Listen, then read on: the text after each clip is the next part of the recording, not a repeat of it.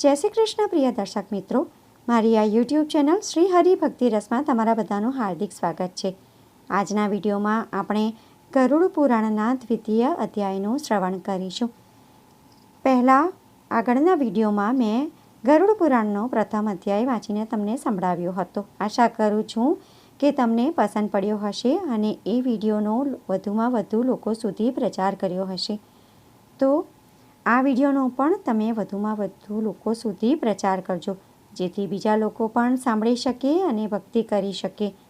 અને અધ્યાય સાંભળ્યા બાદ તમારે આ અધ્યાયનું પુણ્ય પિતૃઓને અર્પણ કરવાનું છે. તો ચાલો આપણે શરૂ કરીએ ગરુડ પુરાણનો દ્વિતીય અધ્યાય.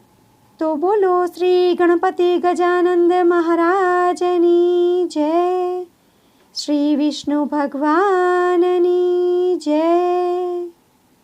અધ્યાય બીજો.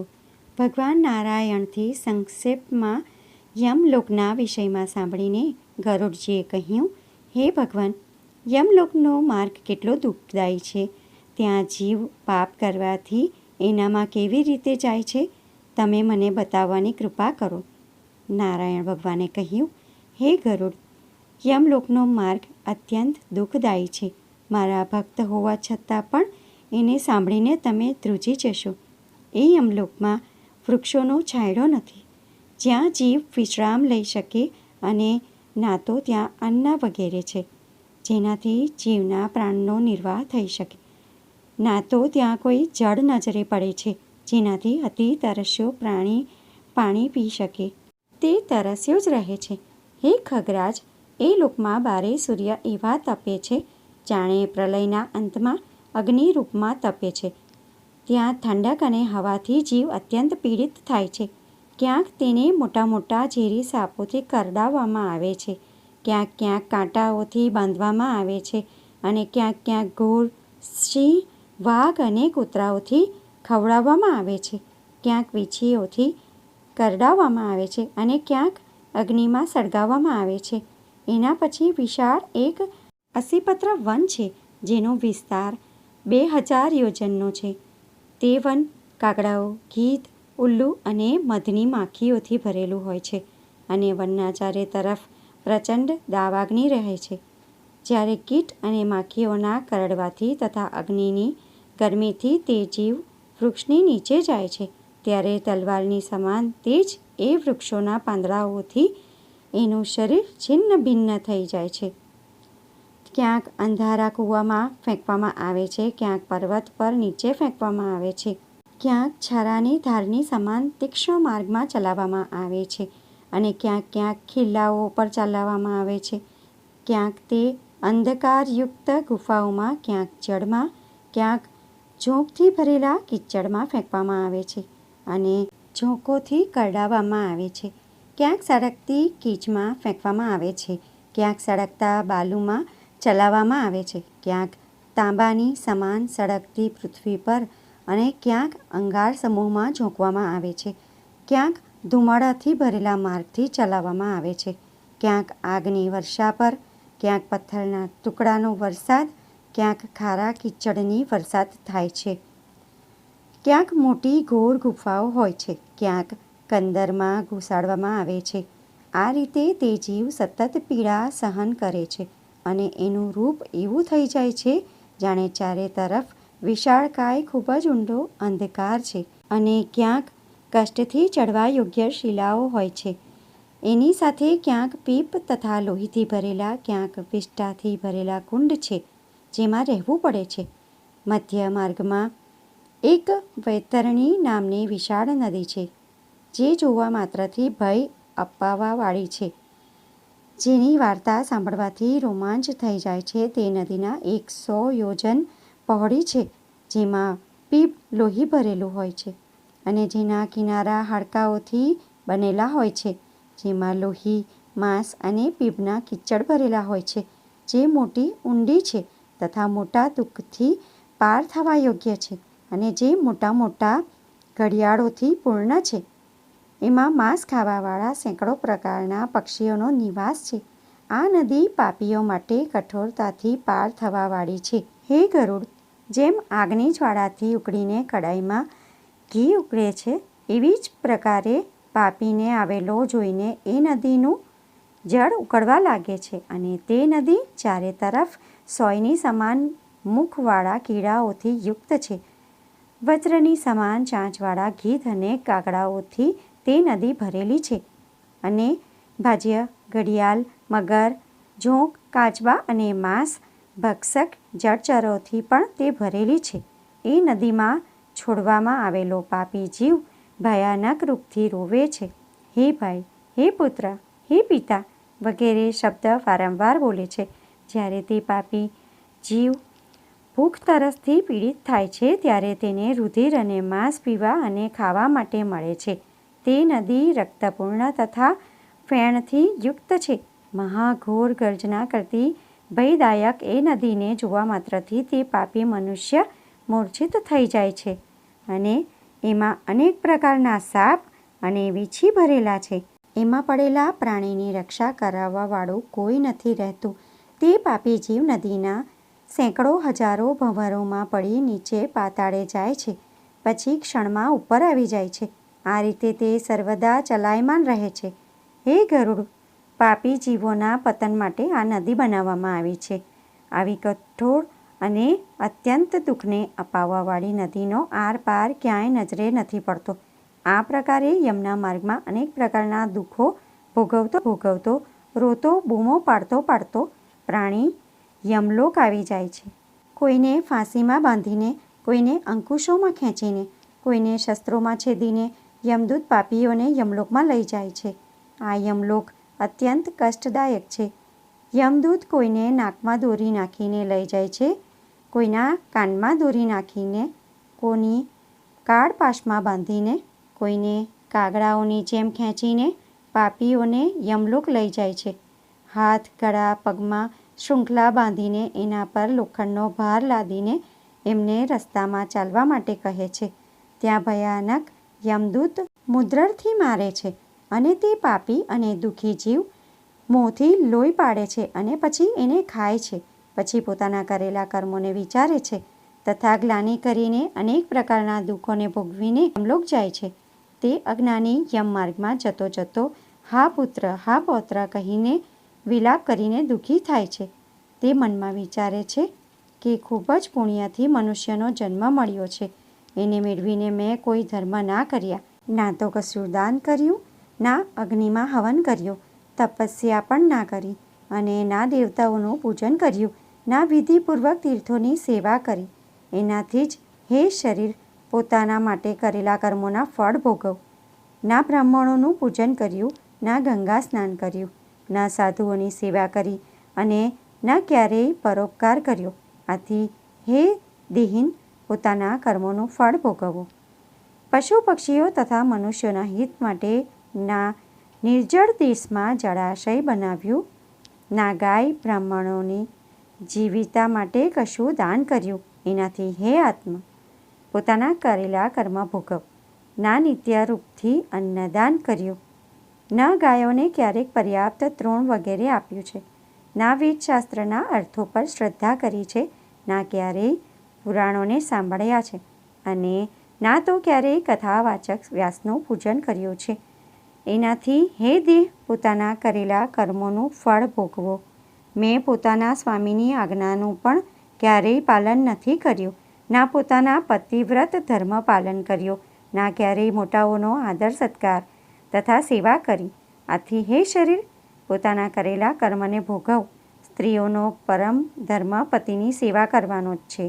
એ જાણીને પણ જે સ્ત્રીએ પતિની સેવા નથી કરી, પતિ મરવા પર સતી પણ નથી થઈ, વિધવા હોવા પર તપસ્યા નથી કરી, આથી પોતાના કર્મના ફળને પ્રાપ્ત કરો. મેં પોતાના પૂર્વકર્મો દ્વારા અત્યંત દુઃખદાયી નારી શરીર મેળવ્યું. એનાથી ના તો માસોપવાસ, ના તો ચંદ્રાયણ વ્રત કર્યા અને ના નિયમો દ્વારા એ શરીરને સાર્થક કર્યું. આ પ્રકારે સ્ત્રી પુરુષ જીવ અનેક પ્રકારથી વિલાપ કરીને પોતાના પહેલા કર્મોનું સ્મરણ કરે છે અને શરીરને યાદ કરીને એના વિષયમાં વિચારે છે. ત્યારે આ રીતે યમના માર્ગમાં જાય છે. એની આગળ ભગવાન નારાયણે ગરુડજીને કહ્યું, મનુષ્ય પ્રેત રૂપી જીવના સમાન, વાયુની સમાન 17 દિવસ સુધી ચાલે છે. 18મા દિવસે તે સૌમ્યપુર નામક નગરમાં પહોંચે છે. ત્યાં પણ મોટા મોટા પ્રેતોના ગણ રહે છે. ત્યાં એક સુંદર વટ વૃક્ષ પણ છે અને એક નદી છે. આ નદીનું નામ પુષ્પભદ્રા છે. જીવ અહીંયા પણ યમદૂતોની સાથે નિવાસ કરે છે અને પોતાના બધા તીર્થો અને સ્ત્રી પુરુષ પુત્ર વગેરેને યાદ કરીને દુઃખ પ્રાપ્ત કરે છે. અહીંયા પણ મનુષ્ય મિત્ર વગેરેની ચિંતા કરે છે. તો આ સમયે યમદૂત એને પૂછે છે કે હવે તારા મિત્ર અને સાથી ક્યાં ગયા? હવે તો પોતાના કરેલા કર્મોનું ફળ ભોગવવાનું છે. પોતાના કર્મોનું ફળ ભોગવતા ભોગવતા કાળ દ્વારા નિર્ધારિત માર્ગ પર ચાલો. યમના દૂત આ પ્રકારે કહે છે કે તમે અમારા બળને નથી જાણતા. તે ક્યારેય એવો પ્રયત્ન જ નથી કર્યો કે જેનાથી તારી યમ માર્ગની યાત્રા ન થાય. અર્થાત તે પોતાના જીવનમાં પુણ્યનો સંચય નથી કર્યો જેનાથી નરક યાતના ન સહન કરવી પડે. હવે તો નિશ્ચિત છે કે તારે યમલોકમાં ચાલવાનું છે. સામાન્ય બાળક પણ યમલોકને જાણે છે અને પરલોક યાત્રી શું તે ક્યારેય બ્રાહ્મણના મુક્તિ પુરાણની કથા સાંભળી છે અને શું ક્યારેય અનુભવ કર્યો છે કે યમલોકમાં ખૂબ જ યાતના છે? આ રીતે કહીને પાપી પ્રાણીને યમદૂત મુદ્રારૂપથી મારે છે. તે મૂર્છિત થઈને પડે છે, ડરીને ભાગે દોડે છે, પછી પડી જાય છે અને યમદૂત એને પછી પકડીને યાતના આપે છે. યમદૂત એને ઘસડીને લઈ જાય છે. તે જીવ પોતાના ઘરથી 13મા દિવસે ચાલે છે અને સૌમ્યપુરમાં 17 દિવસ પછી પહોંચે છે. ત્યાં જઈને પોતાના પુત્રો દ્વારા શ્રાદ્ધનું ભોજન કરે છે. એના પછી સૌરીપુર નામના સ્થાન પર જાય છે. સૌરીપુરમાં જંગમ નામનો એક રાજા યમના સ્વરૂપવાળો જ વિદ્યમાન રહે છે. એને જોઈને જીવ ભયભીત થઈ જાય છે અને ત્યાં જ વિશ્રામ કરે છે. એના ઉપરાંત 3 પક્ષના શ્રાદ્ધમાં ત્યાં પહોંચીને પ્રદત્ત અન્ન જળનું ભોજન કરે છે. આ ઉપનગર એના ઉપરાંત તેના દ્વારા પાર કરવામાં આવે છે. પછી તે નગેન્દ્ર ભવનમાં પહોંચે છે અને એને અત્યંત ભયાનક વનના રૂપમાં જોઈને દુઃખી થાય છે અને રોવે છે. આ તે સ્થળ છે જ્યાં યમદૂત તેને વારંવાર ખેંચીને અને ઘસડે છે. તે જીવ આ વનને 2 મહિનામાં પાર કરે છે. અહીંયા પણ તે પોતાના ઘરવાળાઓના આપવામાં આવેલા દ્વિમાસિક શ્રાદ્ધનું અન્ન ભોજન પ્રાપ્ત કરે છે અને ખાઈ પી પછી યમદૂતોની સાથે આગળ ચાલે છે. 3 મહિનામાં તે જીવનું પ્રેત ગંધર્વ પત્તનપુર પહોંચીને પિંડનું તે ભોજન કરે છે જે એના પરિવારવાળાઓ દ્વારા આપવામાં આવે છે. 4થા મહિનામાં શૈલપુર નામના નગરમાં પહોંચે છે અને ત્યાં પણ તે પ્રેત પથ્થરોની વરસાદથી ખૂબ જ દુઃખી થાય છે કેમ કે એના પર પથ્થર જ પથ્થર પડે છે અને પછી તે 4થા મહિનાના પિંડને ખાઈને થોડું ઘણું સુખ પ્રાપ્ત કરે છે. એના પછી ત્યાંથી જઈને તે 5મા મહિનામાં કૌંચપુરમાં પહોંચે છે. ત્યાં કૌંચપુરમાં સ્થિત 5મા મહિનામાં શ્રાદ્ધ ખાય છે અને એના પછી ક્રૂરપુર નામના સ્થાનમાં પહોંચે છે. આ ક્રૂરપુરમાં અનેક કઠોર પ્રાણી રહે છે. જ્યારે જીવ પ્રેત એમની વચ્ચે પહોંચે છે તો 5 મહિના પછી 15 દિવસ વ્યતીત થવા પર અન્ન જળ ખાય છે અને પછી તે ત્યાં જ રોકાય છે. થોડો સમય રોકાયા પછી તે ફરી યમદૂતોની સાથે આગળ વધી જાય છે. થોડા સમય પછી ફરી યમદૂત એને તાડવાનું પરેશાન કરવાનું પ્રારંભ કરી દે છે. યમદૂત એને ખરાબ રીતે ઘસડે છે અને આ રીતે ઘસેડાઈને તે ફરી એ નગરથી આગળ ચાલે છે. અહીંયાથી આગળ ગયા પછી જીવ ચિત્રભવન નામના નગરમાં પહોંચે છે. આ ચિત્રભવન સ્થાન પર યમરાજના નાના ભાઈ વિચિત્ર નામનો યમરાજ રાજ્ય કરે છે. આ વિચિત્ર મોટા શરીરવાળો છે અને ખૂબ જ ભયાનક લાગે છે. જ્યારે જીવ એને જુએ છે તો ખૂબ જ ગભરાય છે અને એને જોઈને ભાગવા ઈચ્છે છે પરંતુ તે પરવશ થઈ જાય છે. એના પછી તે વૈતરણી નદીના કિનારે પહોંચે છે. અહીંયા વૈતરણી નદીને પાર કરવા માટે અનેક મલ્લાહ ઊભા હોય છે. આ મલ્લાહ જીવથી આવીને વાત કરે છે અને કહે છે, અમે વૈતરણી નદીને પાર કરાવવાવાળા છીએ. નજીકમાં જ નાવ છે. જો તે પોતાના જીવનમાં પુણ્ય કર્યા હોય તો તું આ નૌકા પર આવીને બેસી જા અને જો ના તો અમે કશું નથી કરી શકતા. જે વ્યક્તિ જ્ઞાનચક્ષુઓથી જોઈને દાન કરે છે તે જ વૈતરણીને પાર કરી શકે છે. અને દાનમાં ગૌદાનનું મહત્ત્વ ખૂબ વધારે છે. અર્થાત ગૌદાન કરવાવાળા વ્યક્તિ વૈતરણીને પાર કરવાના અધિકારી થઈ જાય છે. આ રીતે યમપુરના માર્ગમાં પોતાને અસમર્થ મેળવીને પાપી વ્યક્તિ ફક્ત દેવનું સ્મરણ કરીને જ રહી જાય છે. યમરાજના દૂત એ ઉકળતી નદીને જુએ છે તથા એ જીવને બતાવે છે. એ ઉકળતી નદીમાં તે પાપીને છોડી દેવા ઈચ્છે છે. પોતાની આ દશા જોઈને જીવ દર્દથી બૂમો પાડે છે. યમદૂત જીવને એ નદીમાં ફેંકી દે છે. જે જીવે દાન કર્યું હોય છે તે એ ઉકળતા પાણીથી તરીને નદીને પાર કરી લે છે અને જેણે દાન કર્યું હોતું નથી તે એમાં ડૂબે છે. એના પછી આકાશમાં વિહાર કરવાવાળા યમદૂત એ પ્રેતના મુખમાં કાંટા ફસાવી દે છે અને ડૂબતા પ્રેતને માછલીની જેમ ઘસડીને નદીની પાર પહોંચાડે છે. અહીંયા આવીને પ્રેત કે જીવ 6ઠ્ઠા મહિનામાં આપવામાં આવેલું શ્રાદ્ધ ખાય છે અને પછી એના આગળની યાત્રા કરે છે. તે ખૂબ ભૂખ્યો હોય છે અને ભૂખથી વ્યાકુળ થઈને પૂરા માર્ગમાં વિલાપ કરતો રહે છે. અહીંયા પણ યમદૂત એને બાહ્યપદ નગરમાં લઈ જાય છે અને જ્યારે ત્યાં તે પહોંચે છે તો પોતાના પુત્રો દ્વારા આપવામાં આવેલા 7મા મહિનાનું શ્રાદ્ધનું અન્ન ખાઈને સંતોષને પ્રાપ્ત કરે છે. એનાથી આગળ ભગવાન નારાયણ ગરુડજીને કહે છે કે ગરુડજી બાહ્યપદ નગરને પાર કરીને જીવ દુઃખદપુર નગરમાં પહોંચે છે અને ત્યાં આકાશ માર્ગથી ચાલીને અનેક પ્રકારના દુઃખોને ભોગવે છે. અહીંયા એને 8મા મહિનાના શ્રાદ્ધમાં આપવામાં આવેલું અન્ન જળ વગેરે મળે છે અને તે ભોજન કરતો કરતો આગળ ચાલી જાય છે. 9મો મહિનો પૂરો થતાં જ તે નાના ક્રંદપુર જાય છે. ત્યાં નાના ક્રંદ ગણોને જોઈને દુઃખથી ઘણી બૂમો પાડે છે અને પશ્ચાતાપ કરે છે. અહીંયા પણ યમદૂત એને ફરીથી ખૂબ ધમકાવે છે અને પ્રતાડિત કરે છે. એના પછી તે 10મા મહિનામાં સુપ્ત ભવનપુર જાય છે. ત્યાં પહોંચીને 10મા મહિનાના પિંડદાનને પ્રાપ્ત કરે છે પરંતુ અતૃપ્ત રહી જાય છે. એના પછી રૌદ્રનગરમાં તે 11 મહિને પહોંચે છે. અહીંયા ફરીથી શ્રાદ્ધનું અન્ન ખાય છે. આ રીતે શ્રાદ્ધના જળ અન્નને પી ખાઈને તે 15 દિવસ પછી પર્યોવર્ષણ નગરમાં પહોંચે છે. આ નગર ખૂબ વિચિત્ર છે. અહીંયા પણ જીવના પ્રેતને દુઃખ આપવાવાળા વાદળો વરસતા રહે છે જે એને આરામ નથી લેવા દેતા. એના પછી એ જ સ્થળ પર થોડા ઘણા સમયમાં આપવામાં આવેલા શ્રાદ્ધના અન્નને અત્યંત કષ્ટપૂર્વક ખાય છે. જ્યારે વર્ષ પૂરું થઈ જાય છે તો જીવનું પ્રેત સીતાત્ર નગરમાં પહોંચે છે. આ સ્થાન એવું છે જ્યાં હિમાલય પર્વતથી પણ વધારે ઠંડુ વાતાવરણ રહે છે. અહીંયા પણ જીવ આવી ના તો ફક્ત ભૂખથી પીડિત થાય છે બલકે એને શીત પણ સતાવવા લાગે છે. આ રીતે અહીંયા ફરી તે ઠંડી અને ભૂખથી પીડિત થઈને ચારે દિશાઓમાં જોતો જોતો પોતાના કોઈ બંધુ બાંધવને શોધવાનો પ્રયત્ન કરે છે અને એ વિચારે છે કે જો કોઈ પોતાનો બંધુ હોય તે મારી સહાયતા કરશે, આ દુઃખને દૂર કરશે. આ વિચારવા પર યમદૂત એને ચેતવણી આપે છે કે શું તે એવા પુણ્ય કર્યા છે જે અહીંયા આવવા પર કોઈ તારી મદદ કરે? તું કયા પુણ્યના બળ પર પોતાના દુઃખોને ઓછું કરવા ઈચ્છે છે?